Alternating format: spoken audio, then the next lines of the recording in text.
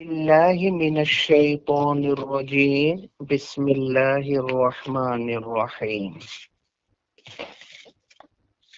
الجواب على اساس العمومات او النظائر۔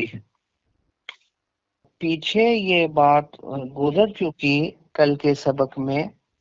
کیا بات گزر چکی کہ مفتی کے لیے نظائر کو ملتے جلتے مسئلوں کو سامنے رکھ کر فتویٰ دینا یا عام فقہی ضابطوں اور قاعدوں کو دیکھ کر فتویٰ دینا یہ جائز نہیں ہے۔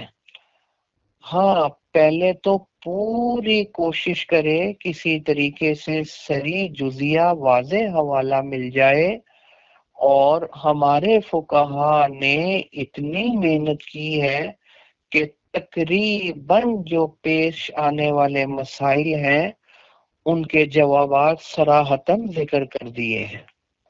لہذا تلاش کرے، تلاش کی کمی کی وجہ سے کبھی ایسا ہو جاتا ہے کہ مفتی کہتا ہے مسئلہ موجود ہی نہیں ہے، یا یہ کہ مفتی کو یہی پتہ نہیں ہوتا کہ اس مسئلے کی اصل جگہ کون سی ہے، یہ کون سے باب میں مسئلہ موجود ہوگا، اس وجہ سے وہ اس مسئلے کے جواب تک نہیں پہنچ سکتا، اور جواب میں یہ کہہ دیتا ہے کہ اس کا جواب تو فقہ کی کتابوں میں اور فتاوی کی کتابوں میں موجود ہی نہیں ہے۔ ٹھیک، تو ایسی بات نہیں ہے، وہ صریح حوالہ تلاش کرے اس سوال کا واضح جواب جس کا تعلق خاص اسی سوال کے ساتھ ہو، اسی کو تلاش کرے اور پھر اس کے بعد اس کے مطابق جواب دے۔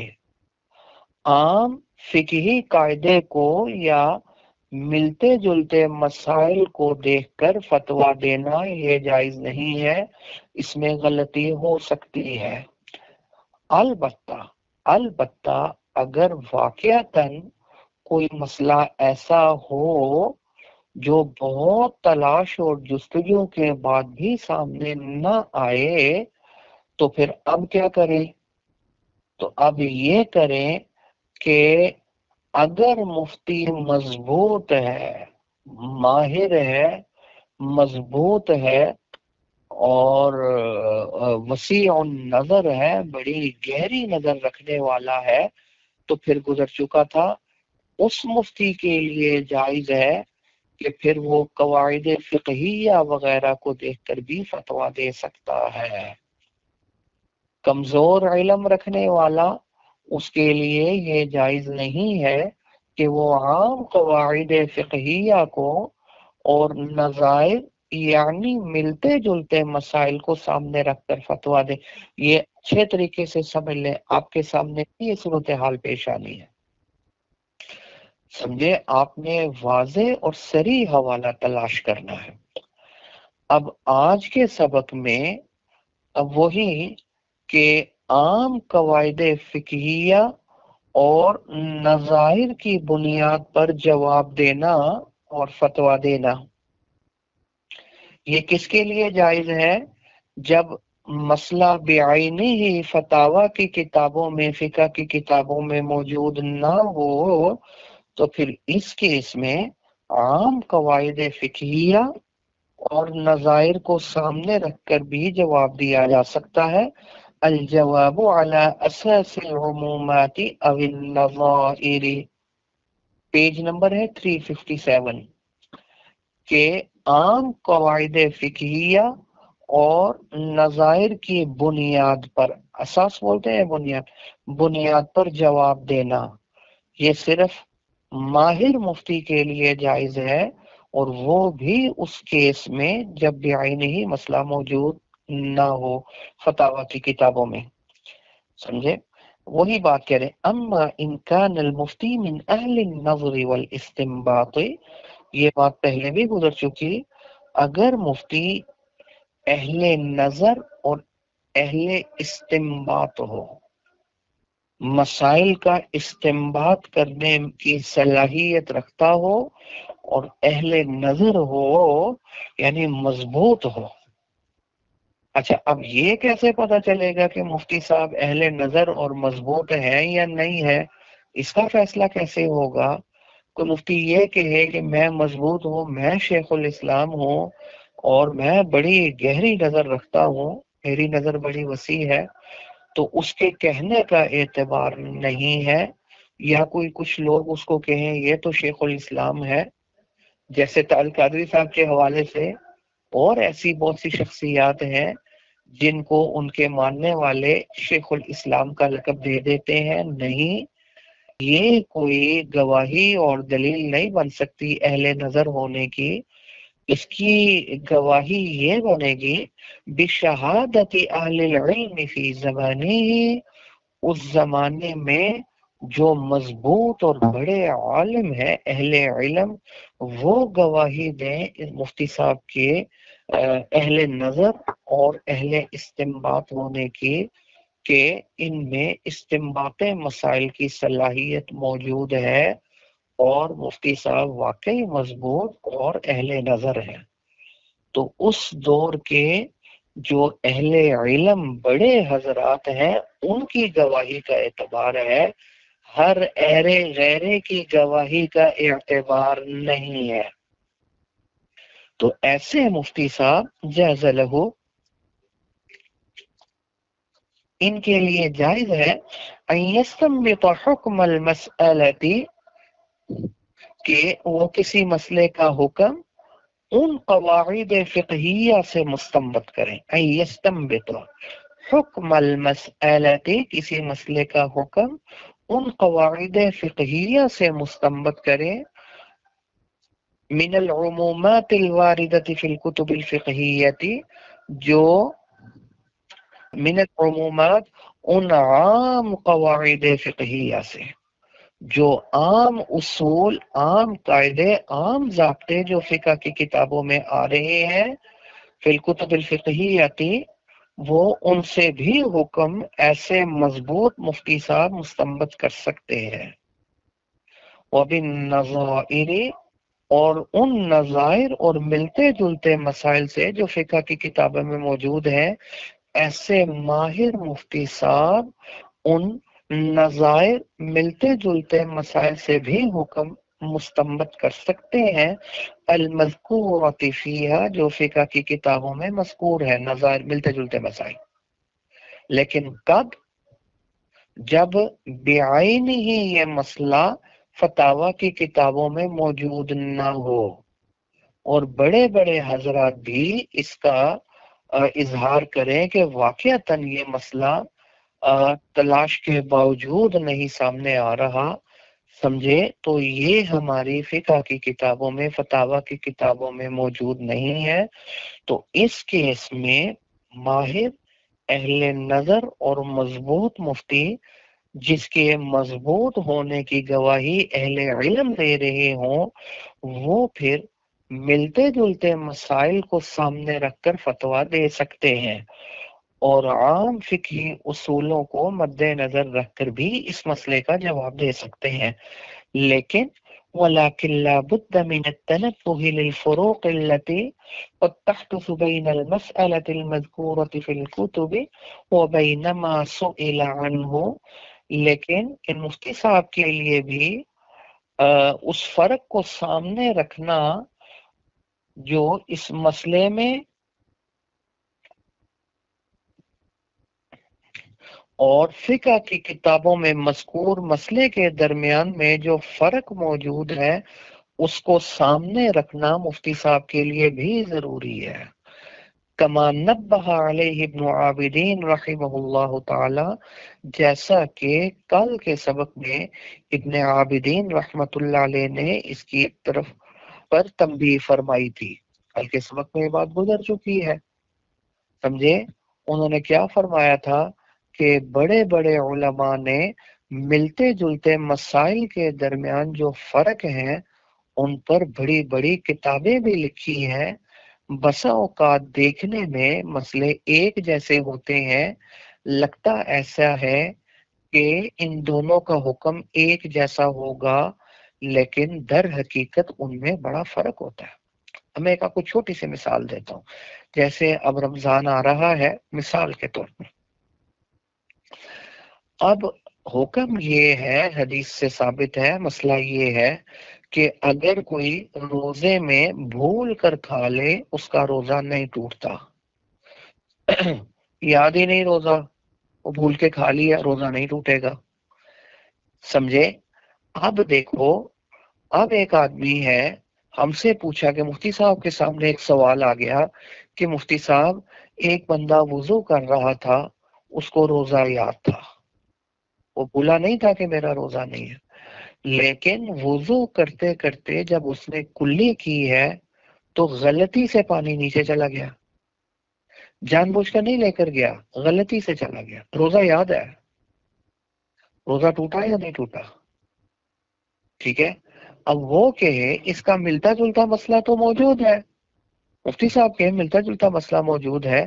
بھائی اگر کوئی بھول کر کھاتا ہے تو نہیں ٹوٹتا، کہ غلطی ہو گئی، تو اس کیس میں بھی تو غلطی سے ہی کھایا ہے تو نہیں ٹوٹے گا. جیسے وہ عذر ہے ایسے یہ بھی عذر ہے، کیونکہ جان بوجھ کر تو روزہ نہیں نہ توڑا اس نے، بلکہ اس کیس میں تو بطریق اولا نہیں ٹوٹنا چاہیے.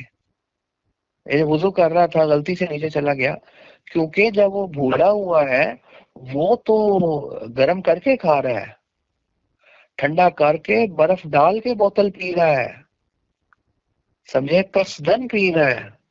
اور یہ بیچارہ وضو کر رہا تھا، یہ تو غلطی سے وہ وضو کا کوئی قطرے اندر چلے گئے تو پینا بھی نہیں چاہ رہا تھا تو غلطی سے چلے گئے. وہ جان بوجھ کر پی رہے ہیں، ٹھنڈا کر کے پی رہا ہے، گرم کر کے کھا رہا ہے، اس کے اس میں تو مسئلہ لکھا ہوا ہے کہ نہیں ٹوٹتا، اور یہ تو جان بوجھ کر نہیں پی رہا تو غلطی سے چلا گیا، اس کیس میں بھی نہیں ٹوٹنا چاہیے. کوئی دلیل بنائی یا نہیں بنائی؟ تو ملتے جلتے مسئلے کو دیکھ کر فتویٰ لگا دیا. حالانکہ یہ فتویٰ 100% غلط ہے، غلط ہے. اب ملتے جلتے مسئلے کو دیکھ کر فتویٰ دینا، مفتی صاحب میں گہرائی نہیں، وہ اس باریکی کو نہیں سمجھ سکے کہ جو شریعت یہ کہتی ہے کہ بھول کر کھانے سے روزہ نہیں ٹوٹتا اور یہاں غلطی سے کھانے سے روزہ ٹوٹ گیا، ان دونوں میں فرق کیا ہے؟ فرق یہ ہے کہ جس صورت میں، جس کیس میں روزہ یاد ہی نہیں ہے تو بچ ہی نہیں سکتا تھا، ممکن ہی نہیں تھا بیچارے کے لیے بچنا، اس کا عذر بڑا شدید تھا، نہیں بچ سکتا تھا، یاد ہی نہیں روزہ، آ گیا، شیخ نے کہا معذور ہے. اور جس کیس میں روزہ یاد ہے لیکن غلطی سے چلا گیا، بھولا نہیں ہوا، روزہ یاد ہے. اب اس میں کیا ہے؟ اس میں اس کو جب روزہ یاد تھا یہ تھوڑی سی احتیاط کرتا تو بچ سکتا تھا، اور جو بھولا ہوا اس کو تو یاد ہی نہیں، وہ تو بچ ہی نہیں سکتا تھا. تو اس کا عذر ذرا کم درجے کا ہو گیا، اس کا عذر زیادہ بڑا، وہ بچ ہی نہیں سکتا، روزہ یاد ہی نہیں. اس کو یاد تھا، تھوڑی سی احتیاط کرتا، زیادہ پانی منہ میں نہ ڈالتا، حلق تک نہ لے کر جاتا، احتیاط کرتا، بچ سکتا تھا، وہ بچے نہیں سکتا تھا. یہ فرق آ گیا. تو اس کا عذر شدید ہے، بڑا، اس کا کم درجے کا ہے. آئے کہ یہ بھی ملتا جلتا ہے، اس میں بھی نہیں ٹوٹے گا، جواب غلط ہو جائے گا. تو اس لیے ہمارے بڑے حضرات نے اس فرق کے اوپر کتابیں لکھی ہیں، سمجھے. تو وہ بقول دادا جی علیہ رحمت مولا بدلہ صاحب رحمت اللہ علیہ کیا فرماتے ہیں، ہر کالا سالہ نہیں ہوتا، جو بھی دیکھا کالا کہہ دیا سالہ، سمجھے، ایسا نہیں ہوتا، ملتے جلتے مسئلے ہوتے ہیں، بھی فرق ہوتا ہے تھوڑا سا. تو ایک ملتے جلتے مسئلے کو دیکھ کر ایک جیسا حکم لگا دینا، یہ ماہر مفتی سمجھتا ہے غلطی ہو جائے گی. اس لیے ماہر مفتی سمجھتا ہے کہ ان میں فرق ہے، وہ غلط جواب نہیں دے گا، عام مفتی سے غلطی ہو سکتی ہے، اس لیے اس کیس میں ماہر مفتی ہی جواب دے گا. اور ماہر مفتی کے لیے بھی ضروری ہے کہ وہ دیکھ لے کہ ہمارے بڑوں نے جو ملتے جلتے مسائل میں فرق بیان کیا ہے ان کو پڑھ لے، پھر اس فرق اور اس مسئلے میں جو ہمیں پیش آیا ہے اس میں فرق کو بھی دیکھ لے، پھر اس کے مطابق حکم دے، یہ ماہر مفتی کر سکتا ہے۔ وہی بات آ گئی جیسا کہ ابن عابدین رحمت اللہ علیہ نے پیچھے اس پر تنبیہ فرمائی ہے، مفتی یہ کام کرے، اس کے بعد ماہر مفتی جواب دے سکتا ہے۔ وَنَذْكُرُ فِي هَذَا الصَّدَدِ أَصْلَيْنِ لَا بُدَّ مِنَ الْإِعْتِنَاءِ بِهِمَا۔ ہاں کہنے لگے جب بعینی ہی مسئلہ موجود نہیں ہے، عام فقہی قاعدوں کو سامنے رکھ کر اور ملتے جلتے مسائل کو دیکھ کر مفتی صاحب نے فتویٰ دینا ہے، تو پھر اس کیس میں غلطی چونکہ ہو سکتی ہے، اس لیے دو اصولوں کو سامنے رکھنا بہت ضروری ہے۔ سمجھے، ملتے جلتے مسائل کو دیکھ کر اگر فتویٰ دینا ہے یا عام فقہی قاعدوں کو مد نظر رکھ کر جس کیس میں فتویٰ دینا ہے، تو پھر ایسے مفتی صاحب کے لیے یہ دو اصول جو ابھی ہم ذکر کرنے لگے ہیں ان کا جاننا از حد ضروری ہے، ورنہ فتویٰ دینے میں غلطی ہو سکتی ہے۔ وہ کون سے دو اصول ہے؟ الاول، پہلا اصول۔ اچھا جی،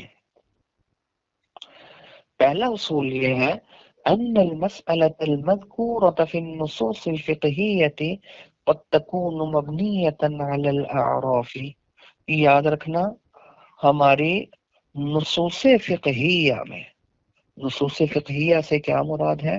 ہماری فقہی کتابوں میں، فقہی عبارتوں میں جو مسئلہ مذکور ہے، ایک اصول یاد رکھنا، یہ مسئلہ قد تكون مبنية على الاعراف والعوائد السائدة، کبھی کبھی قد مضارع پر داخل ہو تو تقلیل یعنی کبھی کبھی کا فائدہ دیتا ہے، قد تكون مانا کبھی کبھی وہ مسئلہ جو فقہی کتابوں میں مذکور ہے کبھی یہ مبنی ہوتا ہے عرف پر، والعوائد السائدة اور تعامل پر مبنی ہوتا ہے، عرف اور تعامل پر مبنی ہوتا ہے، فی زمن من ذکرہا۔ اچھا جی، یہ عرف اور تعامل پر مبنی ہوتا ہے فی زمن من ذکرہا، جس فقیہ نے، جس مجتہد نے اس کو ذکر کیا ہے اس کے زمانے میں جو عرف تھا، اس فقیہ نے اس عرف کے مطابق ہی جواب دیا۔ تو کبھی کبھی اس حکم اور جواب کا مدار کس پر ہوتا ہے؟ عرف پر ہوتا ہے۔ یہ پیچھے باب العرف گزر چکا، اس میں وہ تفصیل گزر چکی ہے۔ ایک کبھی کبھی حکم کا مدار کس کے اوپر ہوتا ہے؟ عرف پر۔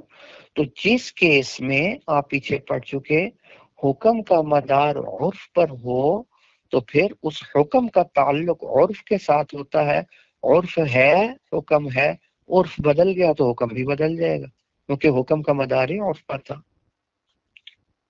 سمجھے؟ تو پھر اس کیس میں وقت تتغیر، جس کیس میں حکم کا مدار عرف پر تھا اور جس فقیہ نے اس مسئلے کو ذکر کیا اس نے اپنے زمانے کے عرف کے مطابق ذکر کیا، تو پھر وقد تتغیر هذه الاعراف والعوائد، پھر کبھی کبھی یہ عرف اور تعامل بدل بھی جاتا ہے بعد میں، اور جب بدل جائے تو پھر وحینئذ، اس کیس میں، اس وقت میں، لا یجوز تطبیق الحکم المذکور، پھر اسی حکم کو منطبق کرنا اور فٹ کرنا جو اس مجتہد اور امام نے ذکر کیا تھا، کس پر فٹ کرنا؟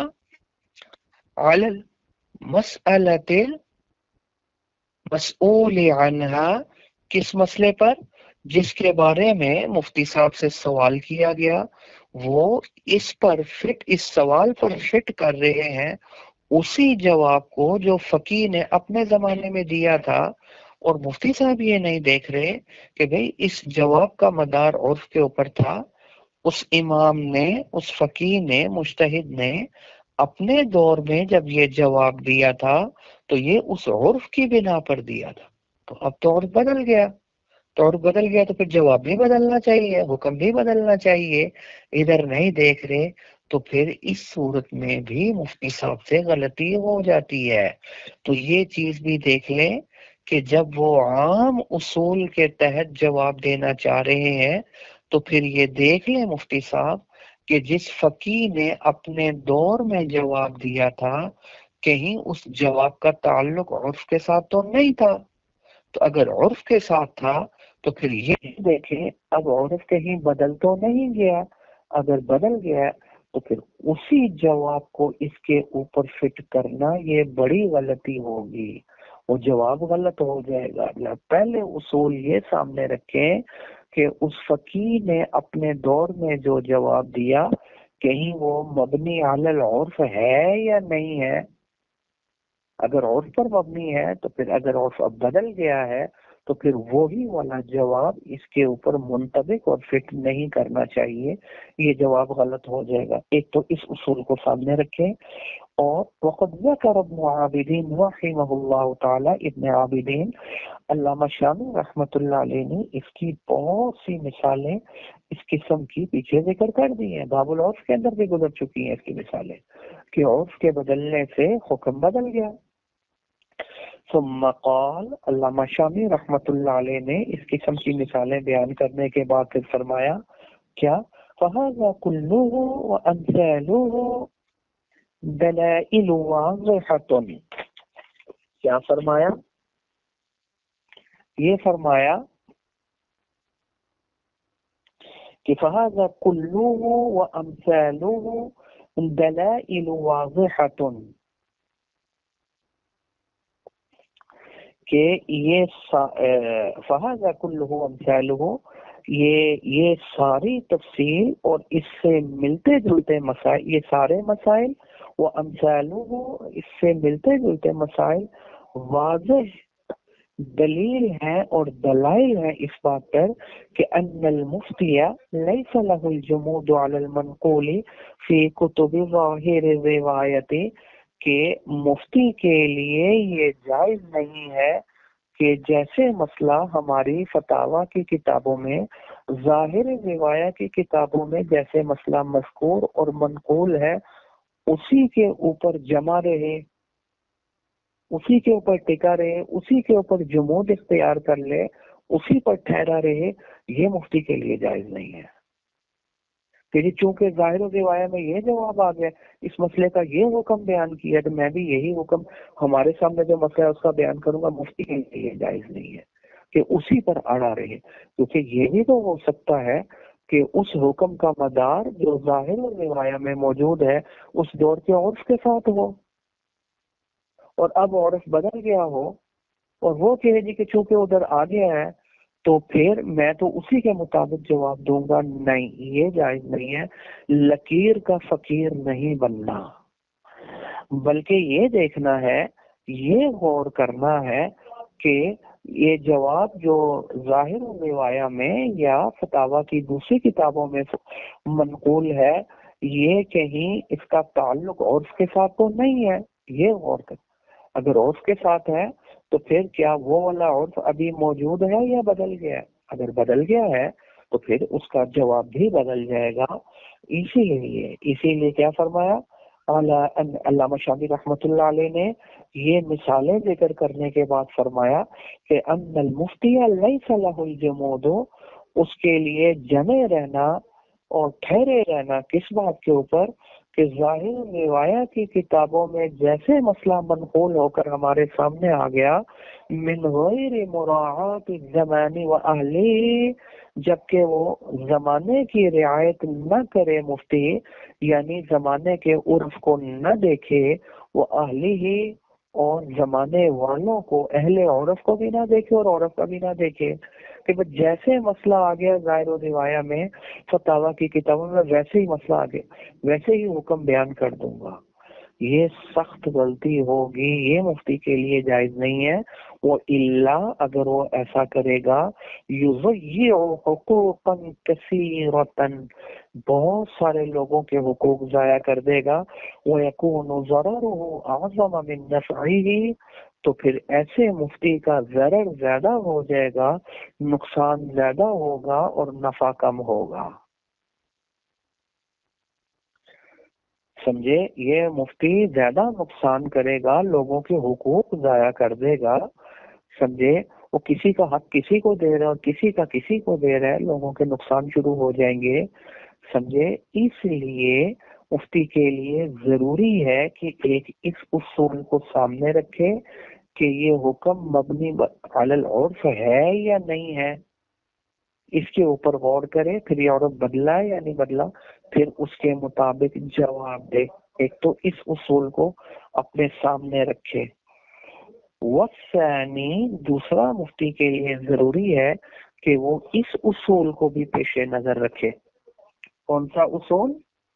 جی، ان عبارات الفقهاء في كتبهم مبنية على ما امكن تصوره في زمانهم۔ یہ بڑی اہم بات ہے، بہت ہی اہم بات ہے کہ یہ اصول بھی اپنے سامنے رکھے کہ فقہا کی عبارات جو فی کتبہم، جو فقہ کی کتابوں میں موجود ہیں، فقہا نے جو اپنی کتابوں میں عبارات ذکر کی ہیں، یہ بھی مفتی اپنے سامنے رکھے کہ یہ عبارات مبنیۃ علی ما امکن تصورہ فی زمانہم، کہ یہ ان مسائل پر مبنی ہے ما امکن تصورہ فی زمانہم، جن کا ان کے زمانے میں تصور ہو سکتا تھا، ان کے زمانے میں تصور ممکن تھا۔